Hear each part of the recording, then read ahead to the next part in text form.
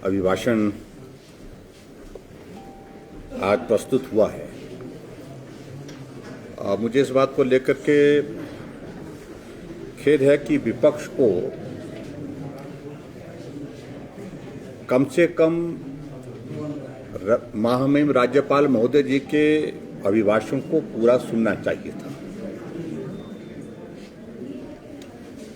और ये एक उनकी आदत का हिस्सा बन गया। पिछली बार महामहिम राज्यपाल महोदय जी के साथ किस प्रकार से घटना यहाँ पर घटित हुई और संवैधानिक मर्यादाओं का उल्लंघन हुआ, और उसी प्रकार से आज भी महामहिम राज्यपाल महोदय जी के अभिभाषण के दौरान बीच में उठ करके वॉकआउट करना, मैं समझता हूँ ये एक अच्छा निर्णय नहीं था, एक सही निर्णय नहीं था। और जिस प्रकार का वो जिक्र कर रहे थे कि ये झूठ का पुलिंदा है, महामहिम राज्यपाल महोदय जी के अभिभाषण में तमाम वो चीजें थी जो हमने पिछले 4 वर्षों में हिमाचल प्रदेश की जनता के लिए सेवा करते हुए समर्पित की है। इसमें कौन सा झूठ का पुलिंदा उनको लग रहा है, कौन सी बात झूठ है? अगर इसके बारे में अगर वो कहते तो समझ में बात आती है। अगर महामहिम राज्यपाल महोदय जी के अभिभाषण में इस बात का जिक्र आया कि पूर्व में हिमाचल प्रदेश में वर्तमान सरकार के आने से पहले ऑक्सीजन के प्लांट सिर्फ 2 थे और आज हिमाचल प्रदेश में 48 ऑक्सीजन के प्लांट हैं, क्या झूठ है इसमें? बताएं हमें।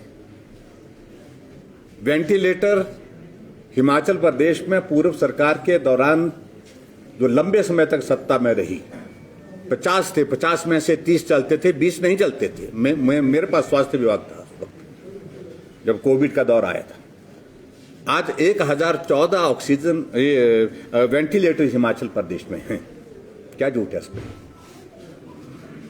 आईसीयू बेड की संख्या मात्र 52 थी हिमाचल प्रदेश में।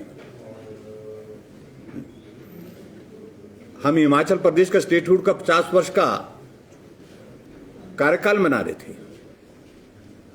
और आज हिमाचल प्रदेश में 557 आईसीयू बेड्स हैं, क्या झूठ है इसमें? ऑक्सीजन सिलेंडर हिमाचल प्रदेश में इस कोविड के आने से पहले जो कांग्रेस की गवर्नमेंट रुखसत हुई, हमारी सरकार सत्ता में आई तो 3000 से भी कम थे, लगभग 2800 के लगभग थे। और वर्तमान में ऑक्सीजन के सिलेंडर्स हमारे पास 17,000 हैं, क्या झूठ है इसमें? अगर नए इनिशिएटिव लेने की अगर हमने बात कही है, हमने कहा कि private sector investment Himachal Pradesh में लाना चाहिए, कांग्रेस की सरकार में सिफर था इस दृष्टि से काम। आज हिमाचल प्रदेश में हमने 41,500 करोड़ रुपए के जो एमओयू साइन हुए थे, एमओयू में से ग्राउंड ब्रेकिंग 41,500 करोड़ रुपए की ग्राउंड ब्रेकिंग कर दी। 13,500 करोड़ रुपए की अमित शाह जी ने की, 28,000 करोड़ रुपए की आदरणीय प्रधानमंत्री नरेंद्र मोदी जी ने की। इसमें क्या झूठ है? अगर आज हिमाचल प्रदेश में एसडीएम के दफ्तरों की संख्या शायद सब 78 के लगभग है, जिसमें 7 एसडीएम के दफ्तर हमारी सरकार ने खोले। हिमाचल प्रदेश में 2 कॉर्पोरेशन हुआ करती थी, एक शिमला, एक धर्मशाला। लंबे समय तक सत्ता में रहने के बाद आज 5 कॉर्पोरेशन है, जिसमें से 3 हमारी सरकार ने खोली है।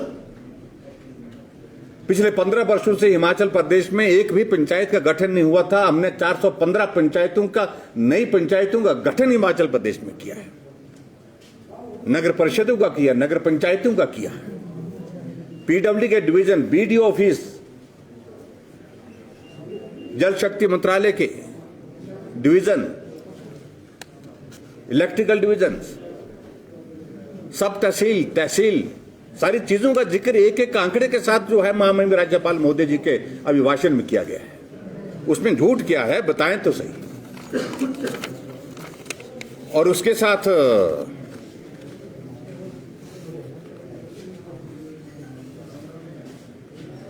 प्रधानमंत्री जी का आना हिमाचल प्रदेश में,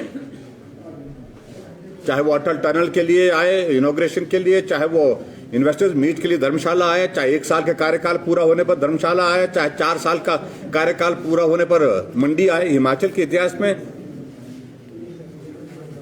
11,500 करोड़ रुपए का के उद्घाटन और शिलान्यास एक दिन में एक स्थान पर एक समय में किए गए।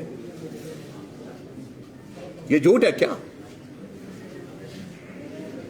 अगर गृहिणी सुविधा योजना के अंतर्गत हमने 3,25,000 गृहिणियों को ऑक्सीजन इसका गैस का चूल्हा जो है एलपीजी गैस का चूल्हा घर तक पहुंचाया, उनके घर तक पहुंचाया, इसको भी झूठ बोलेंगे क्या? हिमकेयर के माध्यम से 2 लाख से ज्यादा लोगों का इलाज करते हुए 200 करोड़ रुपए खर्च किया हमने, इसको भी झूठ बोलेंगे। मुख्यमंत्री सहारा योजना के अंतर्गत लगभग 18,500 लोगों को 3,000 रुपए का हर महीने का उनके खाते में डाल रहे हैं, इसको भी झूठ बोलेंगे। अब मुख्यमंत्री शगुन योजना के अंतर्गत हम 3,100 रुपए हर उस 31,000 रुपए हर उस बेटी के खाते में डाल रहे हैं जिसकी शादी होती है, जो बीपीएल परिवार से है। हिमाचल प्रदेश में अपनी एक स्टेट यूनिवर्सिटी की शुरुआत की, मेडिकल यूनिवर्सिटी की शुरुआत की। इनमें से एक भी चीज झूठ है तो वो बताए। और इस प्रकार से महामहिम राज्यपाल महोदय जी के अभिभाषण में बीच में चले जाना और ये कहकर के झूठ का पुलिंदा है।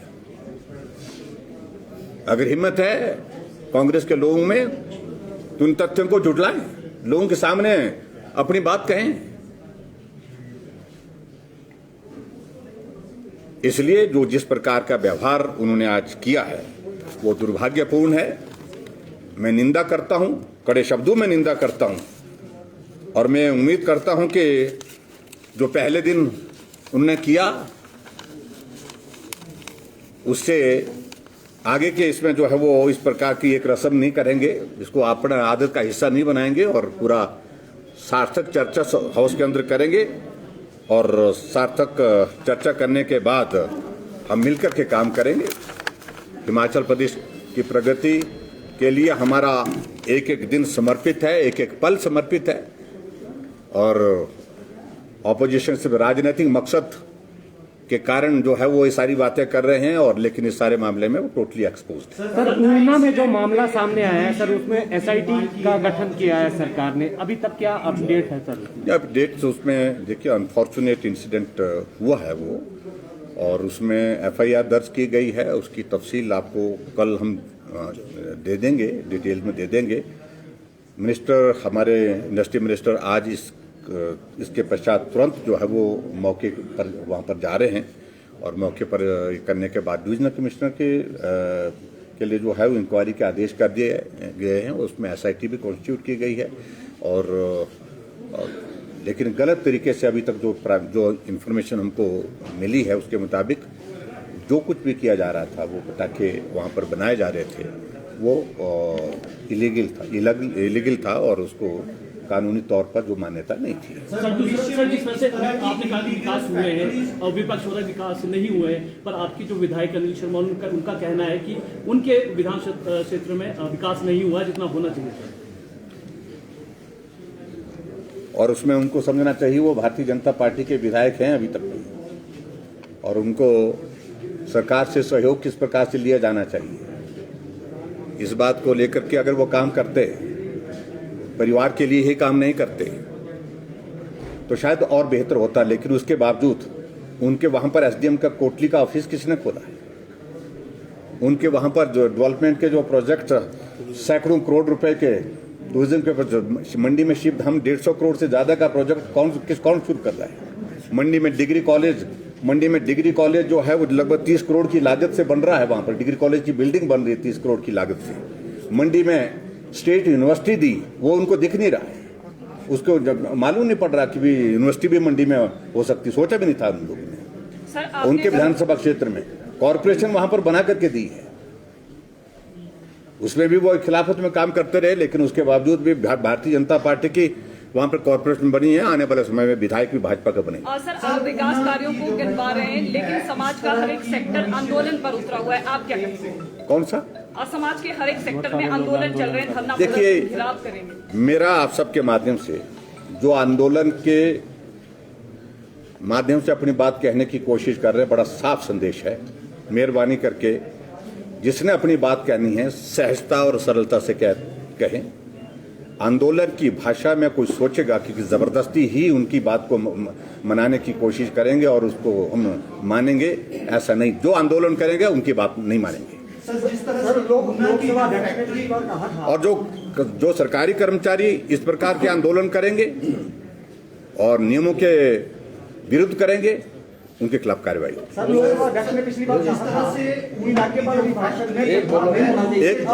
एक बोलो यार। अवैध रूप से ऊना में जो फैक्ट्री चल रही थी, इससे पहले शराब की फैक्ट्री भी जो जिसमें 7 लोग मारे गए थे, इस तरह की फैक्ट्रीज को मॉनिटर किया जाए, सरकार क्या कदम उठाएगी इस तरह की? देखिए, ऐसा है, दोनों चीजों को लेकर के शराब के सिलसिले में जो घटना घटित हुई वो भी दुखद, और उसमें भी हमने ऐसी कार्रवाई की है जो आज से पहले कभी हुई नहीं। और दूसरी घटना ये जो हुई है, इसके बाद हम और भी चीजों को लेकर के जो कार्रवाई करने की जरूरत होगी वो करेंगे, लेकिन सख्त कार्रवाई करेंगे। सर, लोकसभा अध्यक्ष ने पिछली बार कहा था कि राज्यपाल अभिभाषण में व्यवधान नहीं होना चाहिए, लेकिन ये परंपरा कांग्रेस ने बना दी है। इस परंपरा को कैसे तोड़ा जा सकता है? ये मुझे लगता है कि उनसे पूछना चाहिए आपको कि ये उनकी परंपरा कैसे बनी है, क्योंकि उनने तो सत्ता में आना नहीं है, ना देश में ना प्रदेश में, तो इसलिए अपनी परंपरा को वो जिस तरह से बढ़ाने की कोशिश कर रहे हैं, तो उसका मतलब यही है कि उन्हें सत्ता में होना नहीं है, तो इसलिए यही जो किया जा सकता है वही कर सकते हैं। नेता प्रतिपक्ष कह रहे हैं तो विदाई की बेला है, क्या सरकार जाने वाली है। ऐसा है, उनको ये बहुत बड़ी गलतफहमी है और वो मुंगेरी लाल के हसीन सपनों में रहते हैं। लगभग 10-11 लोग इस वक्त जो है सपने लेते हैं रात को सोते हुए, जब सपना सुबह खुलता है तो अब हकीकत सामने आती है उनके सामने।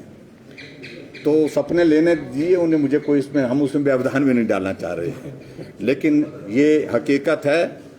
भारतीय जनता पार्टी की सरकार 5 वर्ष का कार्यकाल पूरा कर रही और उसके पश्चात फिर भारतीय जनता पार्टी की सरकार हिमाचल प्रदेश में सत्ता में आएगी।